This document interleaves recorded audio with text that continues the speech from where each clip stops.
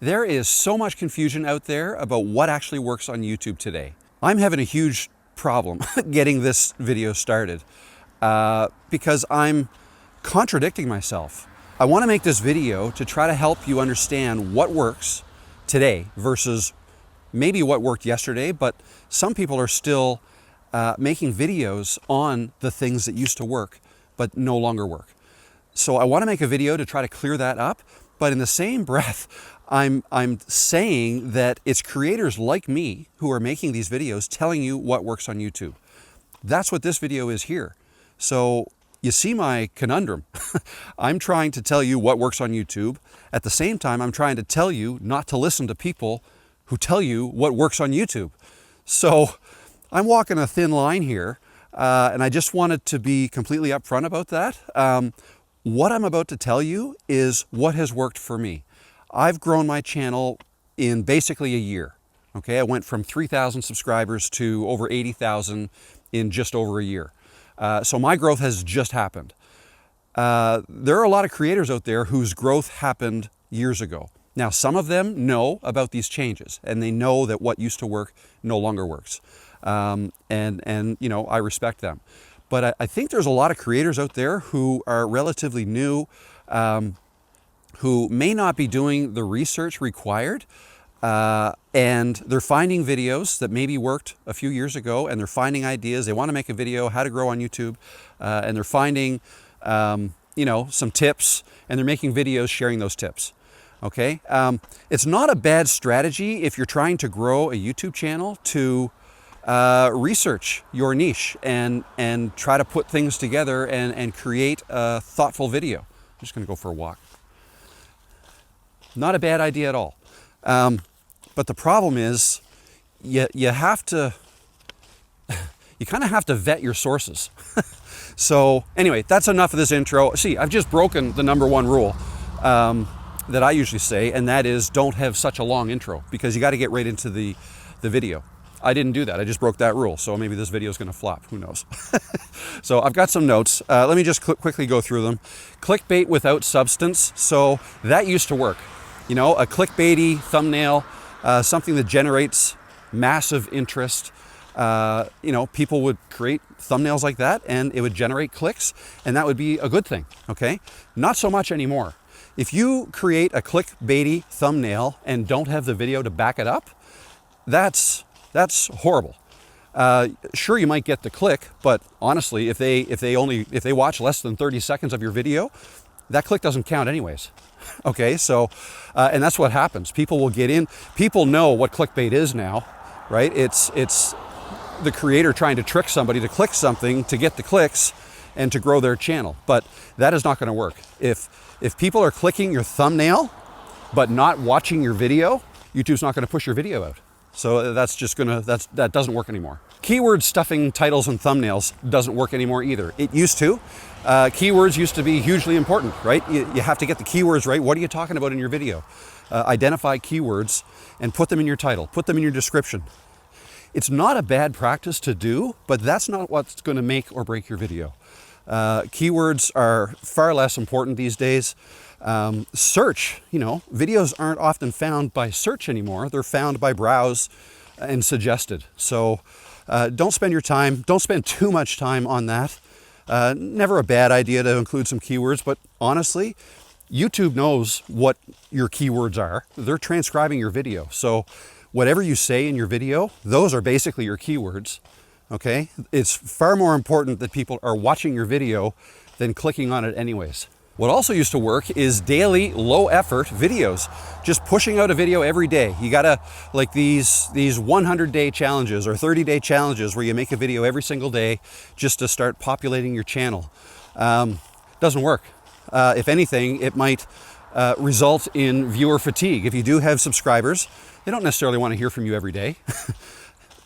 Not in all, I mean, maybe in some cases, but in most cases, no. That's just, you know, wait until you have something valuable to say and say that, make a decent video about that. It used to be that over-optimizing your intros was a good idea, right? Make sure to ask for people to like and subscribe your video. Have a nice intro with, you know, maybe a logo, some music, stuff like that. And just describing what it is your video is going to be about in an intro. Used to be hugely important, not so much anymore. In fact, I don't even like intros. I had one in this video, which went on a little bit too long probably, but today you just need to get right to the point. That's how you keep people watching your videos. Get right to the point. If you want to introduce yourself, do it later, right? You don't have to do that in the beginning. Sub for sub or comment swapping. Those are practices that were done in the past, and I don't think anybody is suggesting you should do them anymore. I haven't seen a video on that. I just wanted to remind you that that does not work, right? Subscribing to somebody and having them subscribe back to you, or comment on somebody's video so that they comment back on yours, right? Comment swapping. That stuff does not work. YouTube is pretty wise to that. So don't do that. That's empty engagement and it doesn't work. Search traffic. So this is something that it does still apply today, but is not nearly as important as it used to be. In the old days, you would get search traffic by targeting keywords, putting them in your title, thumbnail, tags, stuff like that, and in the hopes that people would search for these terms and your video would show up. I mean, that does still work today to a point. The thing is, I get far more traffic from browse and suggested than I do from search. It's not a bad thing to do some search, but I'm going to say maybe 5% of my videos do I even really consider the search factor, because hardly any of my videos are found in search. My videos are found in browse and suggested. That means that people will find me either on their homepage, right? If YouTube thinks they want to watch one of my videos, they'll put me on their homepage. So that would be browse. And then the other way is recommend or suggested or recommended. So if people watch a video, at the end of that video, mine might be suggested, and then they'll click and watch. So that's how I get the vast majority of my clicks, my views, not through search. Now I do make some how-to videos every once in a while, and with those I do target keywords, because it is not bad to have a percentage of your traffic coming from search. I feel like those are the types of videos that could turn into evergreen videos in the future, meaning, it's something that could bring in a lot of views into the future, right?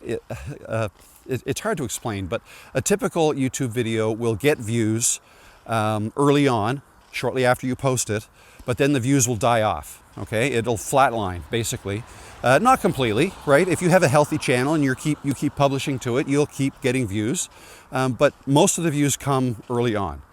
Whereas an evergreen video, your video may start off horribly, like mine that turn into evergreen typically don't do well out of the gate. They will start doing well sometime later in the future, once YouTube understands, or if they understand that it is a good video on that topic that I'm covering in it. And then more and more it'll start showing up when people are searching for those things. Okay, so how-to videos are good to do in search, but it's not what I focus on. It's every once in a while I'll do a video like that and try to get found in search, but it is far more important that you show up in browse and suggested, and the way you do that is you just make videos that people want to watch. Okay, if people watch your video all the way through, YouTube will basically tag it as a good video, right? So when a viewer watches somebody else's video that might be similar or along the same lines, yours may show up next, okay? And that is what you need to focus on. Just focus on making good videos that people watch all the way through. So in terms of what does work, right? I've been talking about what doesn't work. What does work? I've talked a lot about retention, getting people to watch your video all the way through, and that's all fine and easy for me to say, but how do we do that? How do we get people to watch our videos? And there's a couple tricks. I don't want to say tricks. See, here's the thing. The number one thing is you got to be real. You got to be, and I'm starting to hate this word because it's used so much, but authentic. You got to be real. You have to be yourself, okay? If you're trying to be like somebody else, that's going to come across that way, that you're not being genuine.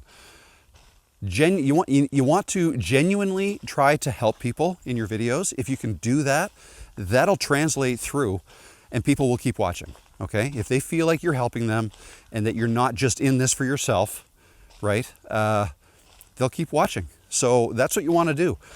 And I'm not saying this in a way, like I don't want you to have to try to be helpful or try to be authentic, because then you're not being genuine, right? It's a hard thing to explain. It's like when people pick up the camera, it's like a lot of people think they have to be a certain way, right? You're going to have to, and you start worrying about things that honestly don't matter. And I've talked about this stuff before, but it's worth repeating again.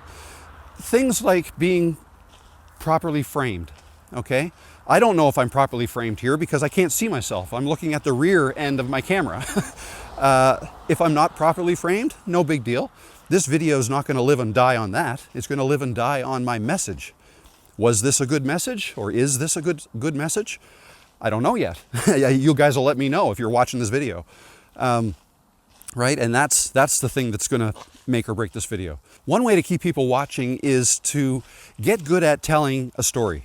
All right? If you're a good storyteller, and that means like setting it up, maybe creating curiosity, and then just telling a story like that people want to keep listening to.